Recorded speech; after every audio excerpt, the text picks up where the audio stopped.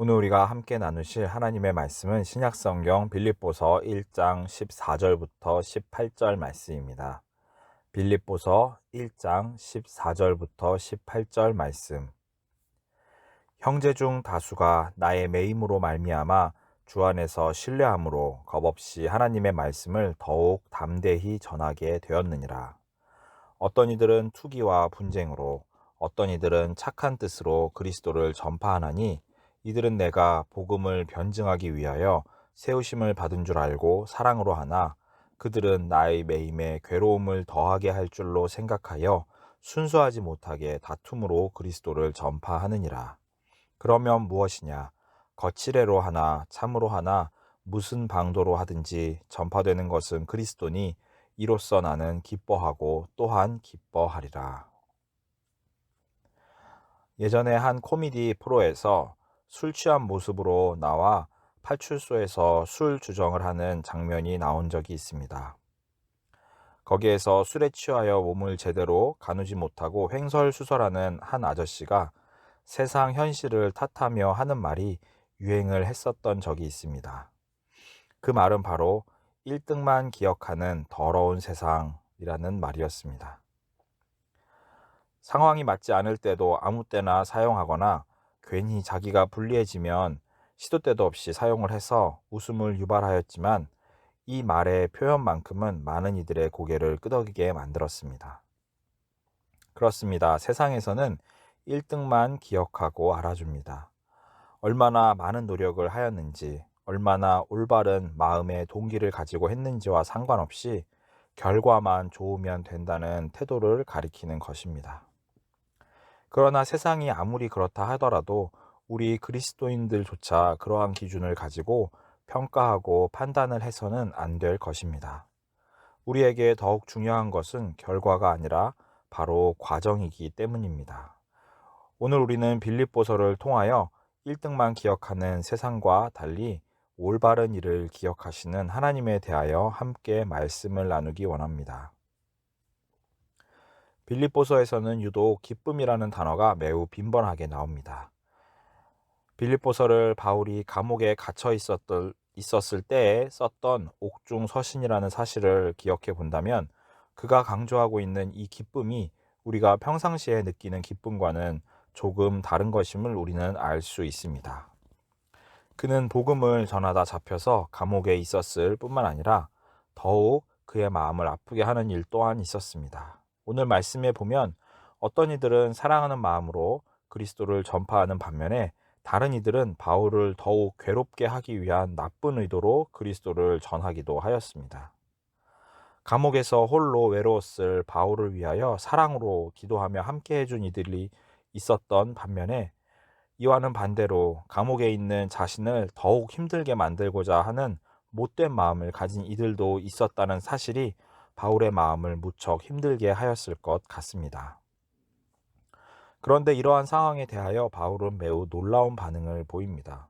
서운하다거나 속상할 수도 있고 오히려 화가 나서 어쩔 줄 모를 수도 있었을 텐데, 놀랍게도 그는 이러한 상황을 기뻐하고 있습니다. 빌립보서 1장 18절 말씀. 그러면 무엇이냐? 거칠애로 하나 참으로 하나 무슨 방도로 하든지 전파되는 것은 그리스도니, 이로써 나는 기뻐하고 또한 기뻐하리라. 그런데 이 구절은 특히 우리가 신중하게 보아야 합니다. 지금 바울은 여기서 자신의 기쁨의 이유를 설명하고 있는데, 어떠한 방식으로 하든지 결국 결과적으로 그리스도가 전파되는 것이니 아무 상관이 없다고 말하고 있는 것처럼 보입니다. 그렇지만 사실 이 상황은 결코 아무렇지 않은 그런 상황이 아닙니다. 왜냐하면 순수하지 못한 의도로 그리스도를 전파하는 것은 분명 올바르지 못한 일이기 때문입니다. 이미 바울은 앞에서 빌립보 성도들을 위하여 이렇게 기도하였습니다. 빌립보서 1장 9절부터 11절 말씀. 내가 기도하노라. 너희 사랑을 지식과 모든 총명으로 점점 더 풍성하게 하사 너희로 지극히 선한 것을 분별하며 또 진실하여 허물없이 그리스도의 날까지 이르고 예수 그리스도로 말미암아 의의 열매가 가득하여 하나님의 영광과 찬송이 되기를 원하노라. 바울은 그들이 지극히 선한 것을 분별할 수 있기를, 그리고 의의 열매가 가득하기를 간절하게 기도하였습니다. 그렇기 때문에 올바르지 못한 의도로 하는 복음 전도는 그 결과와 상관없이 결코 정당화될 수 없는 것이었습니다. 그렇다면 바울은 왜 그리스도만 전파될 수 있다면 이렇게 하든 저렇게 하든 아무 상관이 없다고 말하는 것처럼 보일까요? 그것은 바로 바울 자신이 스스로 가지고 있었던 삶에 대한 독특한 태도 때문인 것으로 보입니다. 그는 1장 후반부에서 자신이 오히려 이 세상을 떠나 그리스도와 함께 있는 것이 더욱 좋으며, 다만 지금 이 세상에 있는 이유는 자신의 유익을 위해서가 아니라 자신을 필요로 하는 다른 이들의 유익을 위해서라고 분명하게 말하고 있습니다. 빌립보서 1장 20절부터 24절 말씀. 나의 간절한 기대와 소망을 따라 아무 일에든지 부끄러워하지 아니하고 지금도 전과 같이 온전히 담대하여 살든지 죽든지 내 몸에서 그리스도가 존귀하게 되게 하려 하나니, 이는 내게 사는 것이 그리스도니 죽는 것도 유익함이라.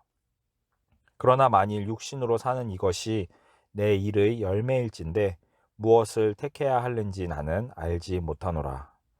내가 그 둘 사이에 끼었으니 차라리 세상을 떠나서 그리스도와 함께 있는 것이 훨씬 더 좋은 일이라. 그렇게 하고 싶으나 내가 육신으로 있는 것이 너희를 위하여 더 유익하리라. 이미 바울은 이방인을 위한 복음 전도자로서 사역을 시작할 때부터 자신의 목숨을 기꺼이 바치기로 작정을 하였습니다. 언제 어떠한 모습으로 죽을지는 정확하게 알 수는 없지만 적어도 바울은 복음 때문에 자신이 결국 죽게 될 것이라는 사실 자체에 대해서는 조금도 의심하지 않았던 것 같습니다. 그러므로 감옥에 있는 지금 상황에서도 또 자신을 더욱 힘들게 만들기 위한 불순한 의도를 가지고 그리스도를 전하는 이들에 대해서도 큰 문제를 삼지 않을 수 있었던 것입니다. 그러나 이것은 바울 자신에게 있어서 그렇다는 것이지 그 일이 잘못되지 않았다는 뜻은 결코 아니었습니다. 하나님 앞에서 정직하지 않은 동기로 사역을 하는 이들은 언제나 그분의 심판을 받게 된다는 사실을 우리는 구약과 신약에서 일관되게 발견할 수 있습니다. 왜냐하면 하나님께서는 마음 중심을 보시기 때문이며 사람들과 같이 겉모습에 현혹되는 분이 결코 아니시기 때문입니다. 그러므로 여기서 바울이 긍정하고 있는 것은 불순한 동기를 가진 이들이 바울 자신에게 끼치는 어려움을 기꺼이 자신이 스스로 수용하겠다는 의미라고 이해할 수 있습니다. 그러나 하나님의 사람을 불의한 마음으로 대적하는 자들에게는 하나님으로부터 오는 엄중한 심판이 반드시 있을 것입니다. 어떠한 방식을 사용하든 어떠한 과정을 거치든 최종 결과만 좋으면 된다고 성경은 결코 우리들에게 가르치고 있지 않습니다. 오히려 그와는 반대로 사역의 결과와 상관없이 선한 동기를 가지고 모든 이들에게 덕이 되며 하나님께 영광이 되는 방식으로 섬기는 것을 하나님께서는 기뻐하십니다. 왜냐하면 최종 결과는 결국 하나님의 손에 달려 있기 때문입니다. 아무리 선한 의도를 가지고 열심을 다하여 섬긴다 할지라도 하나님의 뜻과 계획 안에서 당장 큰 열매를 얻지 못할 수도 있습니다. 왜냐하면 하나님의 약속과 성취가 반드시 우리의 때에 이루어지지는 않을 수도 있기 때문입니다. 오히려 많은 이들은 하나님을 섬긴다고 하면서 자신의 시대에 눈에 보이는 결과물을 손에 얻고자 올바르지 못한 방식과 과정을 때로 선택하는 경우가 종종 있는 것 같습니다. 그러할 때 그 결과가 설령 아무리 좋다 하더라도 하나님께서는 그것으로 기뻐하시는 것이 아니라 오히려 슬퍼하시며 안타까워 하십니다. 아브라함이 약속의 아들 이삭을 기다리지 못하고 하갈을 통하여 이스마엘을 얻었을 때, 사울 왕이 사무엘을 기다리지 못하고 섣부르게 하나님께 제사를 드렸을 때, 이스라엘 백성들이 예수님을 통하여 이루어질 진정한 성전의 회복을 기다리지 못하고 헤롯 왕의 도움을 받아 예루살렘 성전을 웅장하게 지었을 때 하나님께서는 결코 기뻐하지 않으셨습니다. 그래서 예수님께서는 이 성전이 결국 철저하게 무너지게 될 것이라고 말씀하셨던 것입니다. 빌립보서 2장 12절부터 18절 말씀. 그러므로 나의 사랑하는 자들아, 너희가 나 있을 때뿐 아니라 더욱 지금 나 없을 때에도 항상 복종하여 두렵고 떨림으로 너희의 구원을 이루라. 너희 안에서 행하시는 이는 하나님이시니 자기의 기쁘신 뜻을 위하여 너희에게 소원을 두고 행하게 하시나니 모든 일을 원망과 시비가 없이 하라. 이는 너희가 흠이 없고 순전하여 어그러지고 거스르는 세대 가운데에서 하나님의 흠없는 자녀로 세상에서 그들 가운데 빛들로 나타나며 생명의 말씀을 밝혀 나의 다름질이 헛되지 아니하고 수고도 헛되지 아니하므로 그리스도의 날에 내가 자랑할 것이 있게 하려 함이라. 만일 너희 믿음의 재물과 섬김 위에 내가 나를 전제로 드릴지라도 나는 기뻐하고 너희 무리와 함께 기뻐하리니 이와 같이 너희도 기뻐하고 나와 함께 기뻐하라. 우리는 두렵고 떨리는 마음으로 주님을 섬겨야 합니다. 당장 눈에 보이는 성공적인 사역의 결과가 하나님으로부터 옳다 인정하심을 받았다는 보증이 되는 것이 결코 아니기 때문입니다. 우리는 1등이 아니라 눈에 보이는 놀라운 결과가 아니라 온전한 마음으로 하는 섬김에 주목해야 합니다. 왜냐하면 우리는 우리 안에 자신의 기쁘신 뜻을 위하여 소원을 두고 행하게 하시는 하나님을 믿는 자들이기 때문입니다. 우리가 반드시 명심해야 할 것은 우리가 믿는 하나님께서 1등이 아니라 좋은 결과가 아니라 선하고 올곧은 마음으로 신실하고 묵묵하게 낮은 곳에서 섬기는 자들을 주목하시고 기억하신다는 사실입니다. 1등만 기억하는 이 세상 속에서 우리 또한 보이지 않는 곳에서 겸손함으로 섬기는 이들이 되어야 하겠습니다. 하나님께서는 바로 이러한 이들을 통하여 영광을 받으시고 하나님의 나라를 성취해 가시기 때문입니다. 오늘 하루를 시작하시는 우리 종암성서 침례교회의 모든 성도님들의 한결같은 섬김과 헌신을 주님께서 기억하시고 축복해 주시기를 간절히 기도합니다. 기도하도록 하겠습니다. 하나님, 하나님의 자녀들의 묵묵한 섬김을 기억하여 주시옵소서. 우리들의 눈물의 기도를, 그 마음의 간절한 소원함을, 또 주님을 향한 순수한 그 마음을 기쁘게 받아주시기를 구합니다.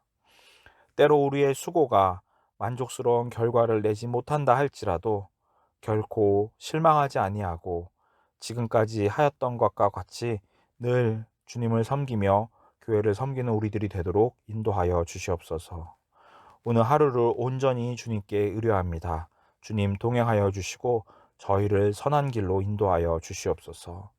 우리를 사랑하시는 우리의 주 되신 예수 그리스도의 이름으로 기도하였습니다. 아멘.